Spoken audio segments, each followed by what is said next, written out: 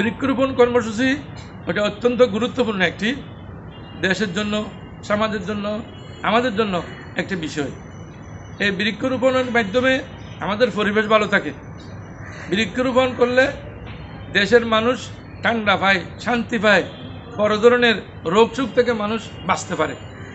এই বৃক্ষরোপণ সম্পর্কে রসুল করিম সাল্লাল্লাহু আলাইহি সাল্লামের একজন সাহাবী হযরত আনাস বিন মালিক রাদিয়াল্লাহু তাআলা বলেন, আনাস রাদিয়াল্লাহু তাআলা قال রাসূলুল্লাহ সাল্লাল্লাহু আলাইহি ওয়াসাল্লাম, রসুল করিম ইরশাদ করেছেন, মা মিন মুসলিমিন ইয়াগরিসু গারসান, এমন মুসলমান যারা বৃক্ষরোপণ করে, গাছ লাগায়, জারান অথবা কোনো উদ্ভিদ জন্মানোর চেষ্টা করে, উদ্ভিদ জন্মায়, ফায়াকুলু মিনহু তায়রুন, সেখান থেকে কোনো পাখি, আও ইনসানুন অথবা কোনো মানুষ, আও বহিমা অথবা কোনো জন্তু যদি সেখান থেকে ফল খায়, সেখান থেকে সুস্বাদু ফল গ্রহণ করে, ইল্লা কানা লাহু সাদাকাতুন, এটা তার জন্য সাদকা হিসেবে হবে।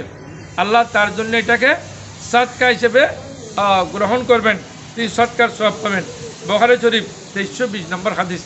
আল্লাহ রাব্বুল আলামিন আমাদেরকে প্রচুর গাছ লাগিয়ে, বাংলাদেশ সরকারের নির্দেশনা মতে প্রচুর গাছ লাগিয়ে আল্লাহ আমাদেরকে এই সওয়াব অর্জন করার তৌফিক দান করুন। আমিন।